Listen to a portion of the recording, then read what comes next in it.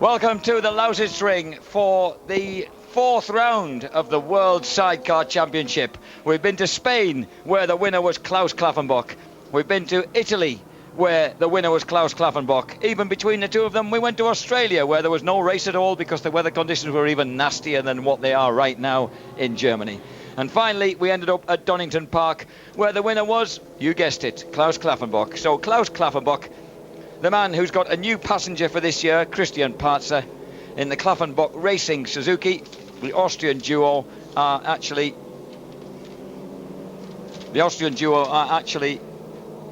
leading the championship by a handsome margin, 75 points. Second place, 22 points adrift, Stevie Abbott. Stevie Abbott, evergreen Abbott. We ought to start calling him with Jamie Biggs in the chair. The Grebensek Racing Yamaha, racing at number 7. In third place, York Steinhausen and Trevor Hopkinson, his new British passenger in the Steinhausen Racing Suzuki. They are racing number 3. And of course, the man that you would expect to be somewhere near the top, languishing in 8th place with just 20 points from a second place in Spain, and then having problems in both Italy and Great Britain, is Steve Webster, a 40-year-old Yorkshireman who is 8 times now a sidecar world champion and World Cup champion. And 8th place in this championship is not quite where Steve Webster and his passenger Paul Woodhead on their live on screen Racing Suzuki expected to be. Now, wet weather, and we've got very, very wet weather for the sidecar guys here at this 2.65 mile circuit, where Steve Webster has planted himself very, very well with almost embarrassing firmness on the front row of the grid.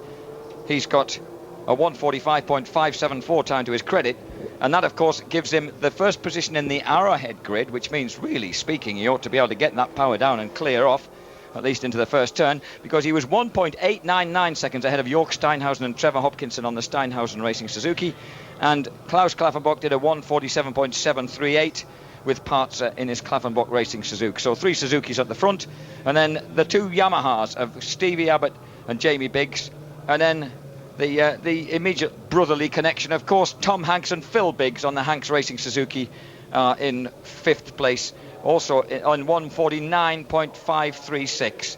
So 2 Yamahas in a largely Suzuki-dominated field with 4 Yamahas and 2 Kawasaki's.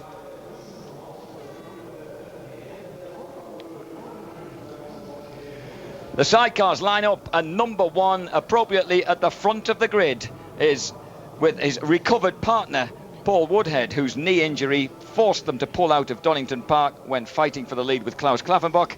The 8 times and reigning World and World Cup champion, Steve Webster. Steve Webster, veteran Yorkshireman, with Woodhead in the chair, or about to get in the chair, set a really brutal fastest time during qualifying, 1:45.574. The thick end of 2 seconds faster than York Steinhausen and his British passenger Trevor Hopkinson on the Steinhausen Racing Suzuki. Klaus Klaffenbach, Christian Partzer in 3rd place, also in 1:47s. Stevie Abbott and Jamie Biggs the same, and then Tom Hanks and Phil Biggs 1:49.5. And they were the only people, those 5 outfits, the only outfits that got beneath 1 minute and 50 seconds. As the lights go out, the action commences, and Steve Webster, as expected in this 23-lap race, gets a flying start and heads for the first turn. Now you can see the lights, the headlights on the cars. The sidecars haven't got the benefit of headlights. Let's hope they get safely through here. They're swirling all over the place, but they all seem to be safely through. Yep, sidecars not troubled by that first turn, as we feared that they might be. But Steve Webster almost spinning himself round as he heads up onto the back straight. And I've got a feeling that Klaffenbach Racing outfit, did it make that good a start? I thought that the Klaffenbach outfit had got itself through to second place, but I didn't think it had made that good a start off the grid. We'll soon find out. I think that's Claffy in second place, so it would mean the old rivals locking horns once again. Klaus Klaffenbach and Christian Partzer. There's Stevie Abbott. He's in 5th place at the moment. Stevie Abbott, not such a good start. And that was the Locker and Lichty outfit, the one that actually has some Kawasaki green on it, because it is indeed a Kawasaki engine machine. And at the moment, Ian Guy, on the second of the live on screen racing machines, has made a lightning start to come through into 3rd place ahead of the number 6 outfit of Stuart Muldoon and Trevor Crone. But already number 23 is out. The number 23 outfit of Thomas Hurling and Andre Kolsch on their German Steinhausen Racing Suzuki, they are out. Stuart Muldoon just got up there to third place. It's good to see him. I hope he makes a lap. He's had clutch problems. The last 2 starts in Monza at Donington completely tore the clutch apart in the first lap, and big disappointment, big tantrum slowing down on the first lap, but it looks like everything's okay. They've redesigned it, rejigged it, and they reckon they'll have no problems this week.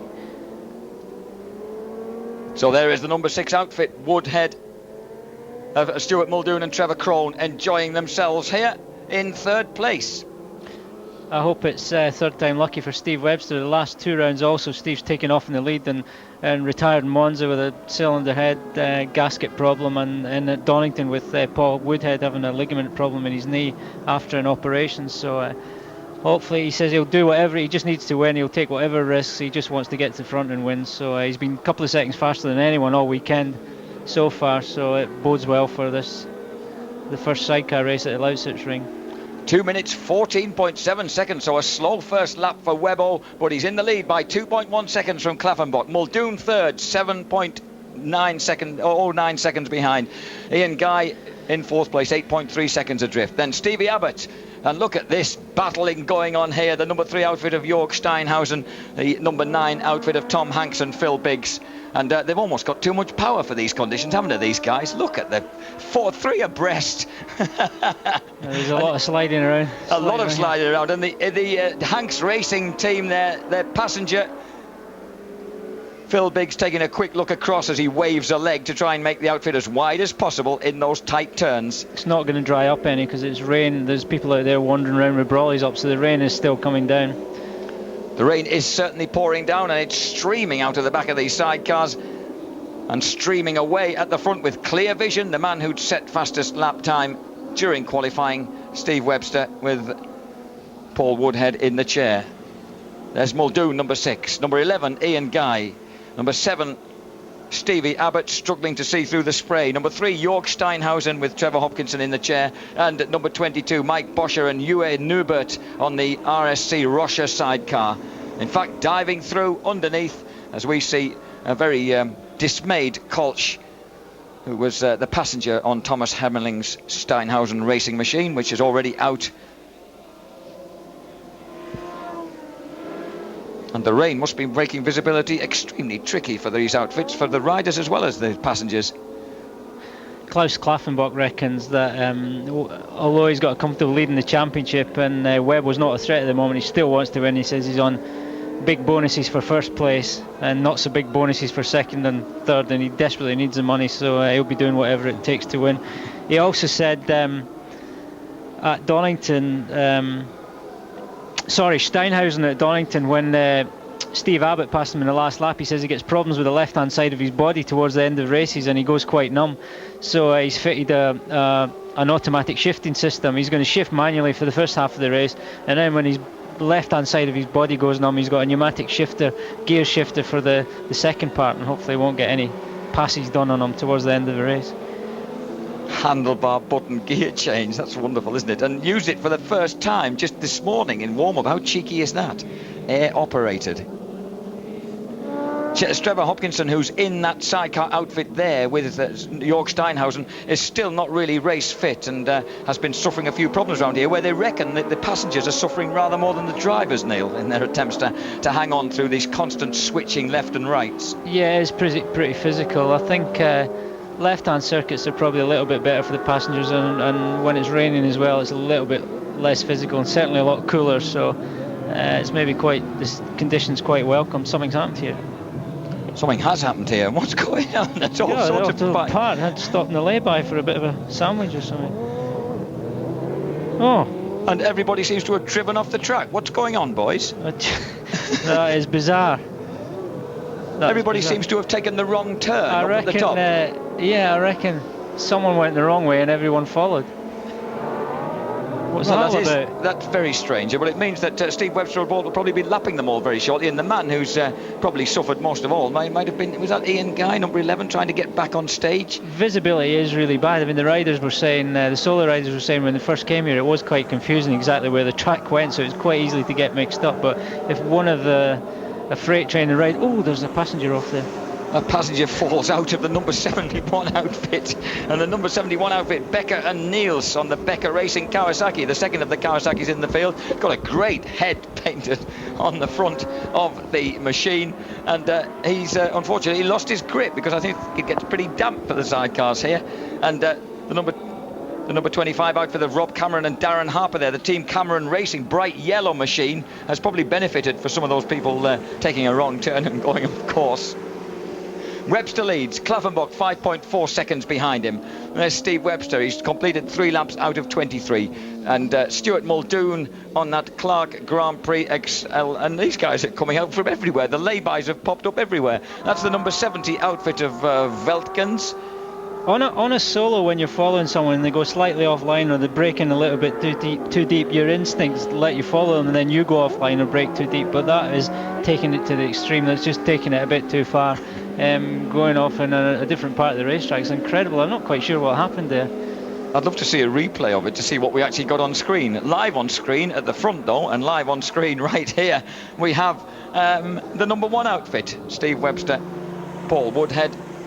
Paul Woodhead, formerly Stuart Muldoon's passenger, but had joined for the first time following the David James retirement, joined Steve Webster last year, and was gifted a sidecar champ. Well, not gifted, because they worked very hard for it against this guy and his passenger Adolf Harney. It looked like that group that went off was Tom Hanks in 4th place. He's lost 25 seconds.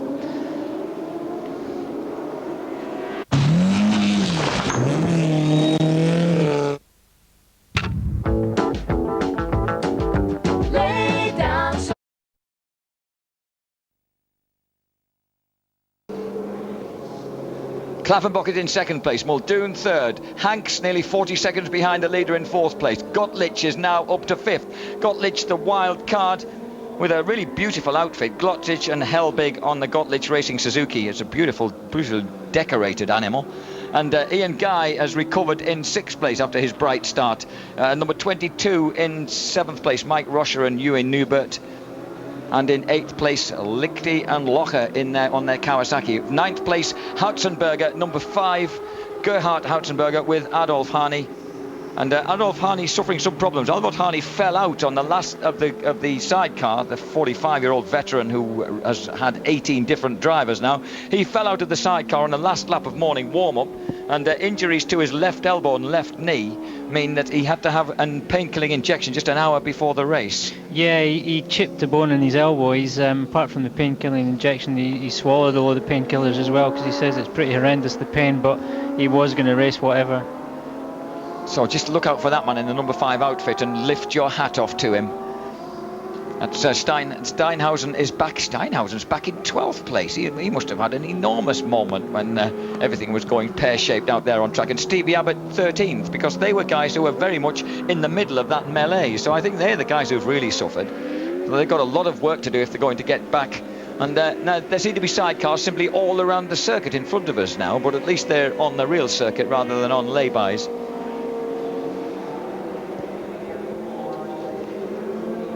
Klaffenbach trying to keep the gap down and succeeding a little bit. 4.364 seconds. His last lap 2 minutes 5.973, the fastest of the race, against Webbo's 2 minutes 6.442. And the number 70 outfit has finally had to looks like it might be having to call it a day, or are they just turning around to point the right direction? That's Veltkens and Hildebrand on the Veltkens Racing Suzuki, a German wildcard entry.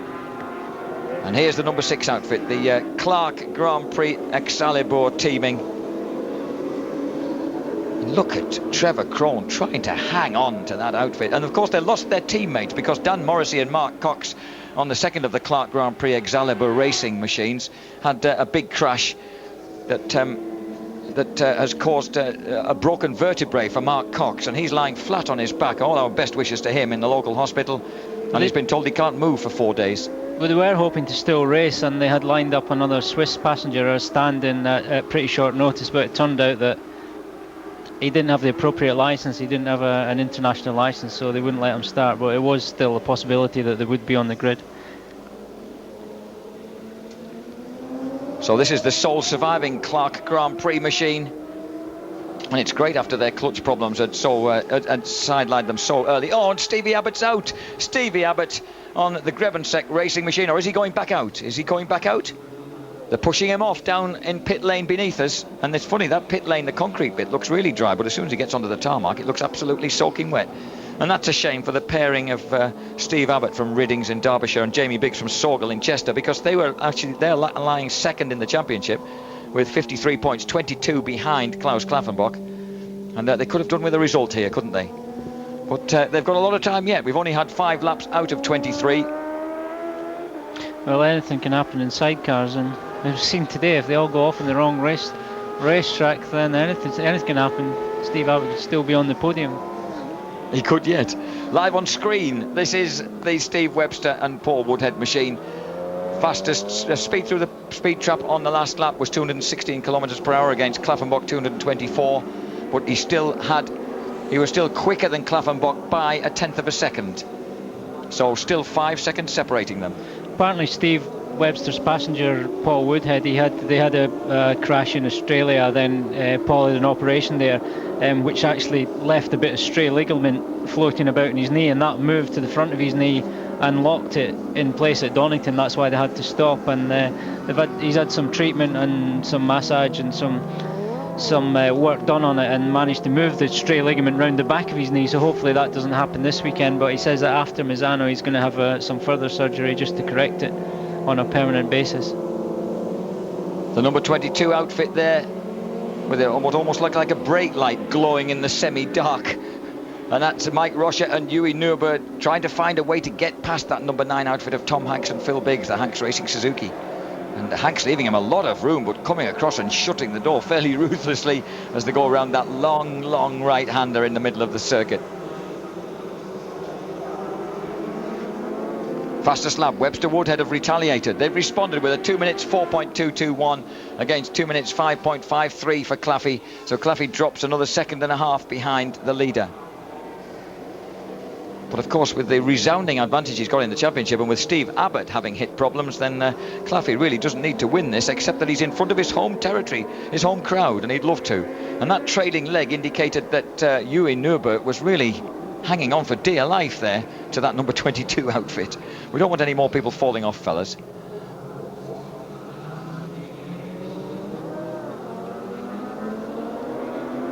I've got a feeling I'd be very rapidly seasick if I went into a sidecar as a passenger. In these conditions, with this amount of water, I'm sure you would be.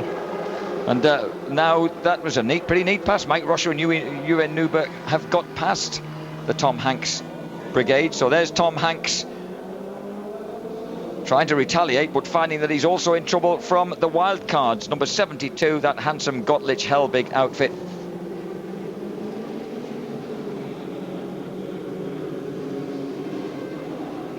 And this is Tom Hanks desperately trying to fight off that Kawasaki of number 10, Kurt Lichty and Daniel Locher, the team Lichty-Locher, would you believe, Kawasaki, the Swiss duo. Webster leads, Klaffenbach second, and Muldoon almost half a minute behind the leaders now on the slightly underpowered Yamaha, relatively, because of course they're not bored out to such a huge degree as the Suzukis. The Suzukis at the front are full-blooded 1200cc machines. The Yamahas, I think, Neil, are about 1000. They are 1,000, but the potential to bore them out is still there, I guess. There are some moves afoot, maybe to restrict the engine capacity to 1,000 cc's, because they were saying that in Monza they had really high top speeds in the straight, and that maybe wasn't necessary, and to make it cheaper for all the competitors involved, just to keep the cost down.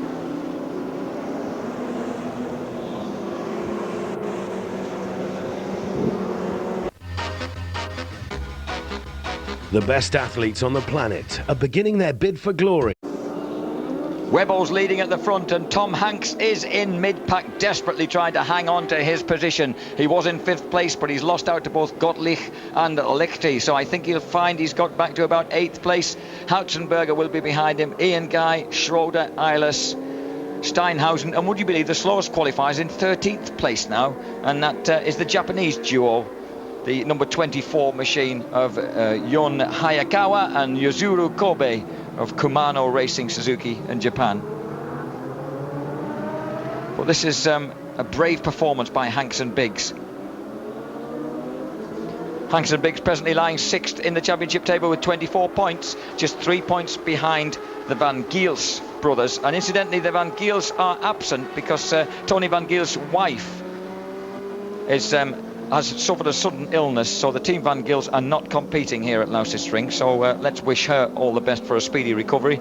So with Van Giels absent for the most unfortunate of reasons, then Hanks and Lichty are both on 24 points, tied in 6th place, and they're the guys who are fighting right now for 6th place here in the race. And Lichty have got the advantage and has pulled out about a 2.8 second advantage on Tom Hanks. So here is Hanks fighting to stay right where he wants to be, with Hautzenberger and that amazing veteran Harney beginning to threaten through the spray in there somewhere. Yep, there they are. Stuart Muldoon and Trevor Crone having a fairly lonesome ride in 3rd place. They're 27 seconds behind Klaus Klaffenbach and 33 seconds in front of 4th place Rocher. But a podium position would do them no harm, just to get their championship off and running after the few disasters they've had in the last couple of races. For next year, apparently, their engine sponsor Brian Buckle has told them, the team, that they'll be changing from Yamaha to Suzuki motors, with Chris Mayhew doing the tuning and preparing of the engines. And I think Chris Mayhew does Stuart Muldoon's engine as well. I'm sorry, I'm talking about the Muldoons. Oh, I do beg your sorry. pardon. I'm talking about the Muldoons, and Chris Mayhew will carry on tuning it, but it'll become a Suzuki engine rather than a Yamaha, Right, apparently. okay. And Suzuki's are certainly in the ascendancy in this series, because there's only the 4 Yamahas and 2 Kawasaki's. All the rest of them are Suzuki's out of the 22 starters that we kicked off with. I think it makes good sense to keep them at 1,000, because standard R1 engines and GSX-R engines make good power anyway, and you can still make them even more powerful. And as Steve Webster's found out, when you start making them bigger, then your tolerances are a lot smaller, and you start running into overheating and gasket problems and head gaskets going. So maybe not a bad idea at all.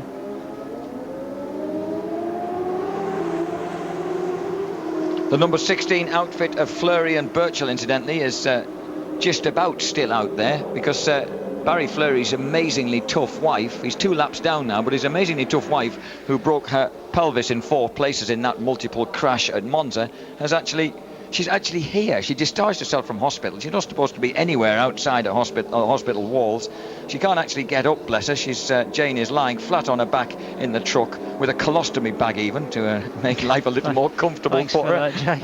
Well, yeah, I mean, if she's brave enough to get in a sidecar, then she's going to be brave enough to do pretty much anything. But it's still rather terrifying. I'd rather she was being looked after in a hospital, to be honest, Neil, but I'm sure that the Fleurys obviously wouldn't agree with me. Yeah, I'd also like to go on record and saying that I didn't bottle out of a sidecar ride with Steve Webster at Donington, and I will arrange an alternative date, and I've got a few dates in mind, and I didn't bottle out, and I will get in there very soon. Right. My back was hurting from a mini motor accident. A mini motor accident. What can you do with these Mackenzies? Can you believe is that yesterday, i.e. Saturday evening, his wife Jan fell off a Pee-wee Yamaha 50 in the backyard and broke her wrist. I don't know, what are you like, you guys? We're not very good on 50s and Mackenzie. Jan actually the only one that doesn't ride on a regular basis. She spent Friday night in hospital. So. Oh, sorry, it was Friday. I beg your pardon. Yeah. Friday that the accident occurred. And here's a battle going on between number 3 Steinhausen and number 24. There's the Japanese pairing, who are actually giving Steinhausen, who's usually a front runner, a bit of bother when usually the Japanese guys are at the back and Steinhausen's at the front. But with the weather like this, it sort of evened the score a little. Klaffenbach is in 2nd place, but he was a second and a half slower than Steve Webster on the last lap, and is now just under 10 seconds adrift. Webbo did a 2 minutes 4.617 lap. And although his top speed is much lower, 207 as opposed to that OPCM machine's 222 kilometers per hour on the straight, it's still not affecting the gap between them. Stuart Muldoon. Oh, and the number 70 outfit has got back on track again, so they hadn't pulled out. Veltkens and Hildebrand, they're still in there. Well, they've just been lapped. At the moment, 1 lap down, the Steenbergens are in 14th place. Rob Cameron in 15th place with the last championship point, and just a couple of seconds behind him and lapping much, much faster, Stevie Abbott, Jamie Biggs, 1 lap down in 16th place. So they're going to find their way back, and there they are. They're going to find their way back, I think, pretty quickly into the points. Stevie Abbott looking for a way round everybody he can at the moment and hoping to stay on the track. So the Grebenseck Racing Yamaha, here he comes, number 7. Watch him through the through the damp mists of time here. Moving to the right of the number 72 outfit. Actually, Steve Webster, if he wins this one, he can jump right up there. He can jump right up onto 45 points, which would potentially put him in 3rd place in the championship, depending on what Jörg Steinhausen does today. Well, at the moment, Jörg Steinhausen is doing very little. He's actually in 13th place, so that would net him 3 points right now, because he's lost out to Hayakawa. Hayakawa-san has gone up to 12th place, which is certainly going to be a career best for him. He got 2 points in Spain and hasn't scored since, the Japanese rider.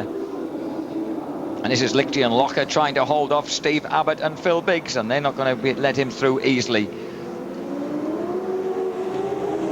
In fact, of course, Stevie Abbott needs to unlap himself.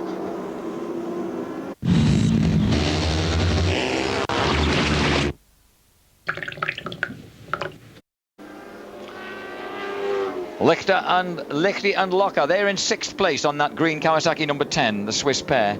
And behind them, number 7, Stevie Abbott and Jamie Biggs. Well, Lichty and Locker probably don't realise that Stevie is actually a lap down on them in 16th place, but they probably think that the guy's about to pass them, so they're trying to get in there. And that's Barry Fleury. There he is on the left-hand side, looking a little sad. Fleury and Birchall are obviously packed in, having enjoyed their ride for today in whatever conditions and for whatever reason. And meanwhile, here's another machine in trouble. And there you have a good look at the monocoque construction, the Reuter and Langschadel outfit. Reuter, that's an agency for photographs, isn't it? So you can see that they're having some problem, but are trying to rebuild things a bit, the number 71 outfit. They're actually down on now as Becker Racing, Becker and Niels, so we have no idea what's happening there and why those guys have different numbers on their back. And at the moment, Stevie Abbott and Jamie Biggs are in trouble again, and they're cruising off the track. What a shame. They tried to get back into it, and they've got another problem. And Phil Biggs looks up the fundament of the machine to try and see what on earth's going on. As number 19, the Founds, Chris and Peter Founds, welcome back, the Founds brothers from the Wirral. They were the ones who had that colossal crash in Spain, which saw that race red flagged. And now coming up to lap, Ian Guy. Incidentally, the Founds are now 2 laps down. They're in 17th place. Ian Guy is still on the same lap at this moment as his team leader. Ian Guy and Andy Peach, there are the 2 live on screen outfits together. Ian Guy in 10th place, Stevie Webster in the lead. Actually, Steve and Paul are out there with dark visors on. I'm really surprised that they decided to start the race. It was pouring down when they were on the grid for the sighting lap and the warm-up lap, but they've opted for the dark visor option, which is quite unusual. And there's a post-mortem going on between the Grevensick Yamaha duo of Abbott and Biggs. I don't know whether they're testing their vision out there. Steve Abbott, the relative veteran in his mid-40s, and this 30-year-old passenger. Steve Webster, another man who's been around for a very, very long time, completed 11 laps out of 23 on his 12th lap at the moment. His last lap was 2 minutes 6.2 as opposed to Klaffenbach 2 minutes 7.4. Klaffenbach's hanging on as best he can, but he's got a 12.3 second deficit now on the leader. And Webster just has to really be careful as he tiptoes his way past some of these tail enders. The number 27 outfit of Dieter Eilers and Andreas Koloch on the Ren Team Eilers Suzuki, the yellow machine. I beg your pardon, I think Steve Webster has got a clear visor on, but it looks like Paul Woodhead's got full dark visor. I don't think Paul wants to see where he's going, does he, with action like that? And that was Rob Cameron, Darren Harper, the bright yellow Team Cameron Racing Suzuki, that he was dodging round as well. So a bit of mayhem there induced by Mr. Webster in his eagerness to stay in front of long-standing rival Klaffenbach, and net 25 points, which, as you would say, would lob him a fair distance up the championship table. We've seen how champions don't give up on things easily. We've seen Colin Edwards surge from 15th to 3rd in the World Superbike race in the wet. We've seen Jörg Teuchert go off into the gravel, spill his Yamaha completely, and yet still recover remarkably to about 7th place on aggregate in a really saturated World Supersport race. Well, they've certainly got dark visors on. That's the Austrian duo, Klaus Klaffenbach and Christian Parzer. Still clogging it as hard as they can, but they lost 3, and this is, I think, might be back markers accounting for it. They lost 3 seconds on the last lap, and the gap opened out to 15.4.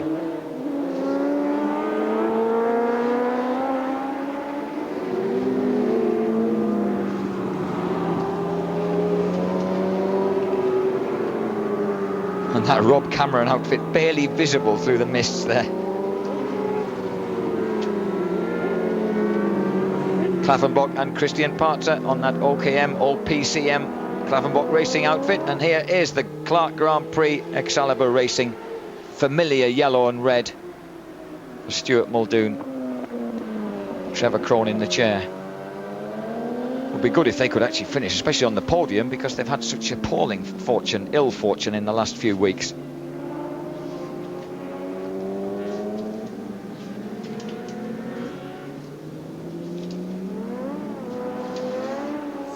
Stuart Muldoon,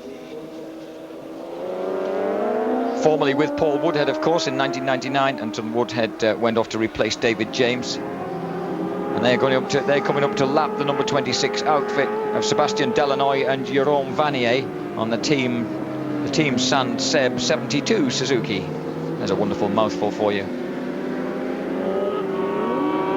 Stuart and Trevor are actually third fastest in the morning warm-up behind Webber and Claffey, so after working most of the night, they feel that they've got rid of most of the gremlins from the bike. Stuart felt confident of a top 5 finish. Well, he's 2 better than that at the moment. He said that the Chris Mayhew tuned engine felt particularly strong at the top end, and the power delivery right through the tight turns was good as well, which is certainly what you need around here.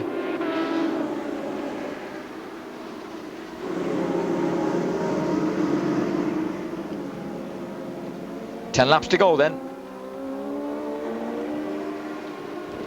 Webster leads. He did his last lap in 2 minutes 4.122, so he's speeding up all the time, and the more Klaffenbach strains to catch him, the faster Steve Webster gets. 2 minutes 4.122 is the fastest lap so far. Average speed 123.7 kilometers per hour on lap 13. 10 to go.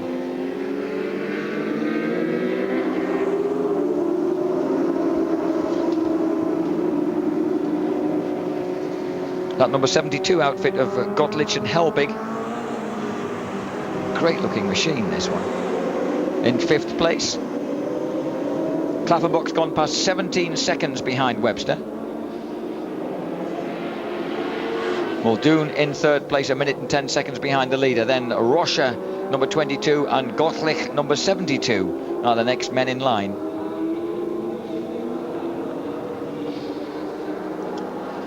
Looks like a giant fruit bar, this one. And Hautzenberger has also attempted to get on terms with these two. So a 3-way German battle developing here. Gottlich, it's a Swiss filling in a German sandwich, because Lechty is in the middle there. Rocha, number 2. Oh, and Tom Hanks has gone off. Oh no, Tom Hanks and Phil Biggs desperately pushing themselves back on track to see if they can get moving. Can they get it to restart? That's the question. Tom Hanks was lying in 8th place. He's not now.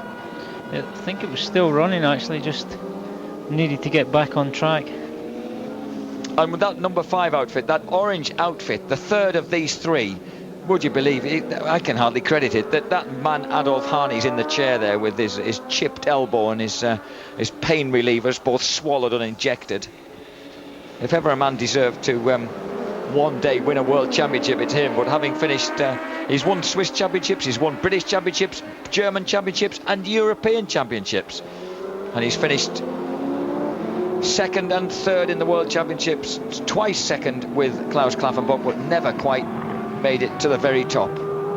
Certainly deserves it, doesn't he? That Adolf Harney from Thierachen in Switzerland made his racing debut in 1983 in a World Championship round at Spa in Belgium.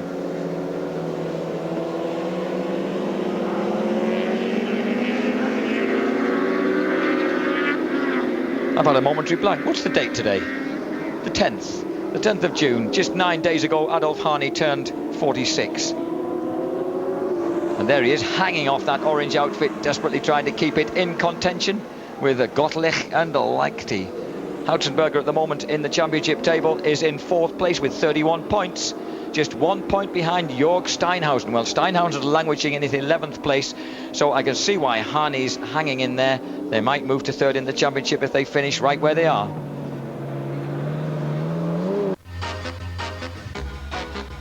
The best athletes on the planet are beginning their bid for glory on a trail.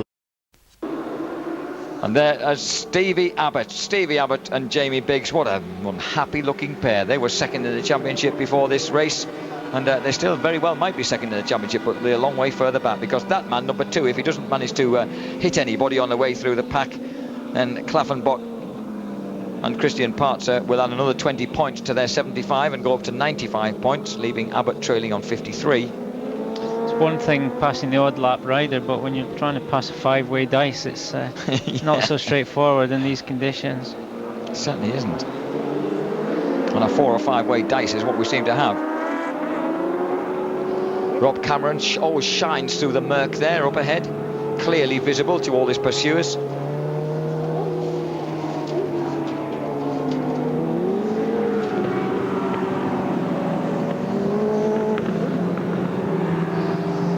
Klaffenbach, the man who last year eventually finished 13 points behind Steve Webster in the championship, but remember, he lost his 25 points for victory because of an alleged fuel irregularity at Donington Park in round 3 after he'd won there, and that handed an extra 5 points, so it was a 10-pointer really. It handed an extra 10 points in a sense to Steve Webster, who inherited victory.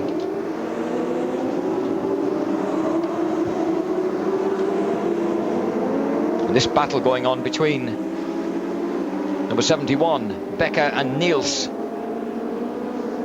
and the number 12 outfit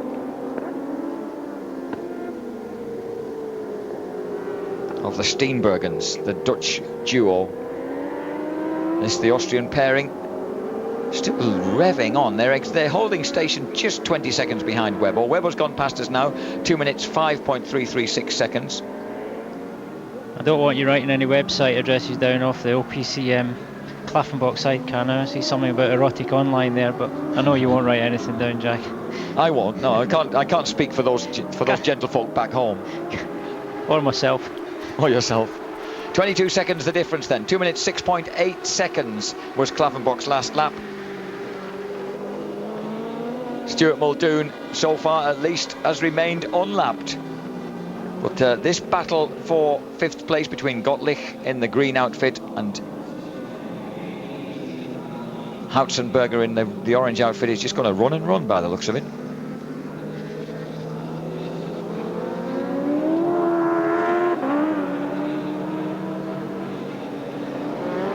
Hanny just hanging on there. He's really going to have to work. He's already fallen out of the chair this morning, which is why he's had to have painkillers in the first place. And here they go, slipstreaming their way past. And look at that. That was almost a wave that Hanny manages to wave someone he's just overtaken in the heat of battle. Remarkable.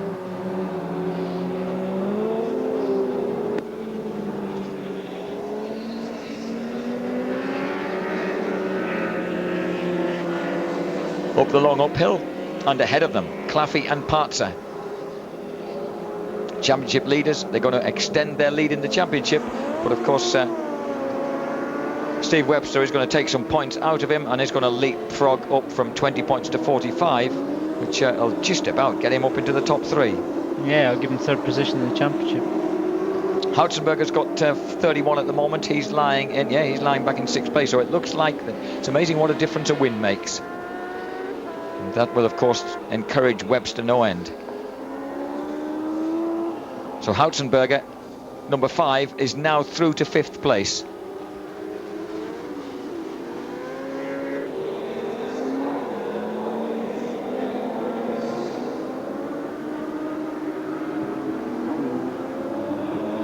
Waiting for Klaffenbach to come through. Webster's last lap, 2 minutes 6.675. Klaffy goes through now, 20 seconds. He's been maintaining an extremely consistent gap. That time it was 2 minutes 4.993 for him. So he'd cut the deficit from 22 to 20 seconds. Roche has gone through in 4th place. But Hautzenberger's lapped 3 seconds faster almost. 2.1 seconds faster, beg his pardon. Hautzenberger 2.1 seconds quicker on that lap than Roche, as he tries to peel back the advantage of the 4th placed man. And Steve Abbott is going to need a tow home. Must have strong hands.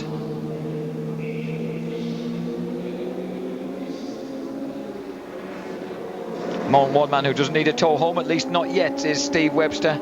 And the live on screen racing Suzuki 1200cc bored out GSXR 1000 is certainly doing the job today. After problems with knees, weather and engines, they're finally getting their act together and showing Klaffenbach what he's going to have to stop. We're waiting on Stuart Muldoon coming round. Muldoon and Trevor Crone should still be in third place and secure on the rostrum. Yeah, we can see them. As we peer out of our commentary position, yeah, we can see them coming through the squirrely little section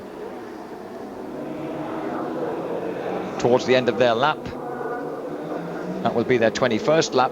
There they go, past us now. Just under 2 minutes behind the leader, which means that in a very short space of time, there he goes, Steve Webster. It could just be that Stuart Muldoon might get lapped and still finish third, because Webster is going past in 2 minutes 6 seconds, a good deal quicker. He's coming up once again behind Schroeder's outfit number 17.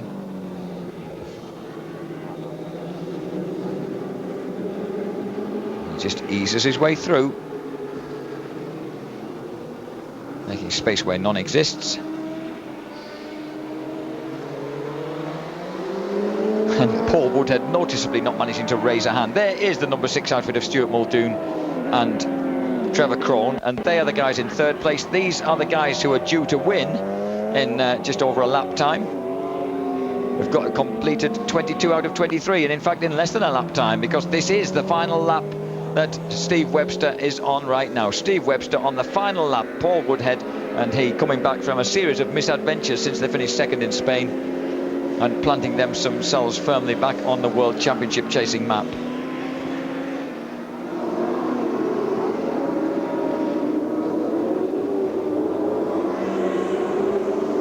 Webbo leads it.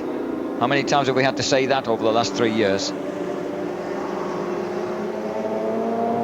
He's already completed a further championship treble, so he's looking to make it another 4 on the trot.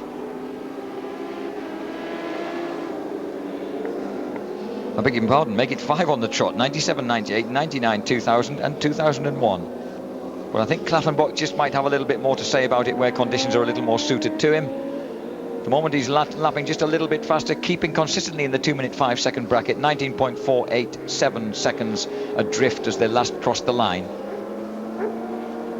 And I think Webster, backing off a bit, isn't going to lap Stuart Muldoon. If I was Stuart Muldoon, I'd wave him past, because it would save me going on another lap. So Webbo heads for the finishing line in pretty filthy conditions for his first victory of 2001. Steve Webster and Trevor Crone win round 4 of the World Sidecar Championships, the Super Side, sponsored by Olympia Riesen. And second place will go to this outfit. Klaffenbach crosses the line 17 seconds adrift with a final flourish, a 2 minutes 5.7 second lap. Christian Karzer pats his man on the back. I think it should be the other way around, shouldn't it? Because the passengers have certainly worked hard around here, and they wave to the crowd, giving it plenty of stick there along at the far end of the stadium.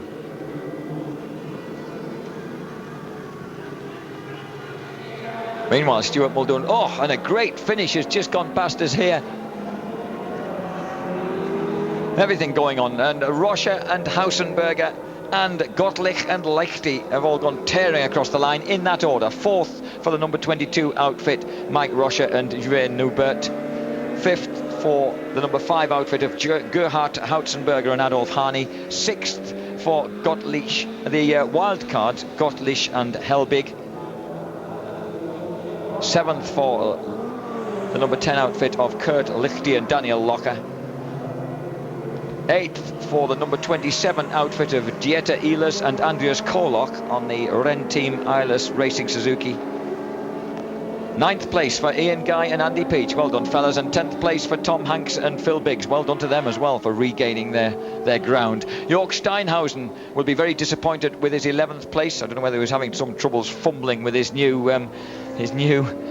handlebar mounted button gear change. And Hayakawa in 12th place.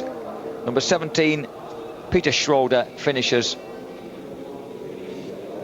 in 13th place. The Steenbergens 14th, and 15th in the last point of Veltgens, just ahead of Rob Cameron, Becker and Chris Founds. But these guys, hats off to Stuart Muldoon and Trevor Crone. They've endured some really bad luck at Monza and at Donington Park, and finally they make it across the finishing line and they make it onto the podium.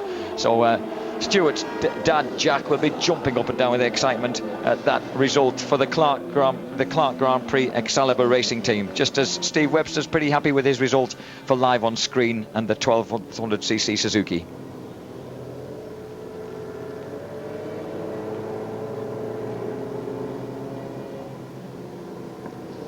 So Webster, Woodhead win it. Klaffenbach, Partner in second place. Muldoon and Crone in third place. Rocha and Neubert finish fourth. Hautzenberger and the amazing Adolf Hani fifth. Gottlich and Helbig in sixth place. That trio, one lap down on the winner. And there he is, the exultant Stevie Webster. Leckie and Locker seventh, the Swiss pair. Ehlers and Kollock of Germany. Guy and Peach of Great Britain. Hanks Biggs, Great Britain, retrieving themselves from a nasty moment. And there was a bizarre moment early on, which will be fascinating to see a rerun of exactly what went on when all the sidecar outfits seemed to take off the track together. Steinhausen and Hopkinson, Hayakawa and Kobe, Schroeder, Waffler and the rest. And just outside there, and Chris Founds didn't make it through the closing laps, retired with 6 laps to go. What a shame on their return to duty. So Chris and Peter Founds didn't quite make it to the end, but this man Steve Webster certainly did. Steve Webster and Paul Woodhead are the winners of round 4 of the World Sidecar Championship here at the Lausitzring.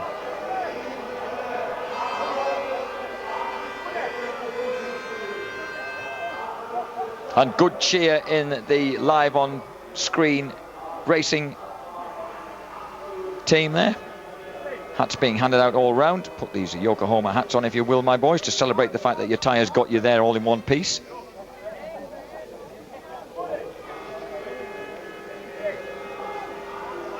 Nasty conditions to race in, but they got there all the same.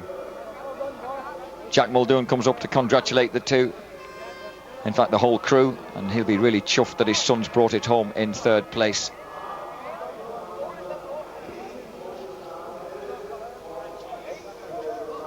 Steve Webster, still as cool as a cucumber, been around even longer than Neil Mackenzie. Just. Yeah, it's good to see them get that finally get top of the podium. It's been a tough old season for them. I'm sure they expected a lot more by this stage of the season, but like you say, straight back to third place in the championship. A lot of hard work. Good to see Paul Woodhead's knee stayed in one piece, or didn't get locked up. And didn't stop working at any time during the course of that race, so he didn't have to clap Steve on the back and say, "No, sorry, I can't go on any further. Can we stop, please?" Rob Cameron, the former 600cc Formula 2 driver in the UK, was unlucky, just missed out in 16th place on the last championship point there.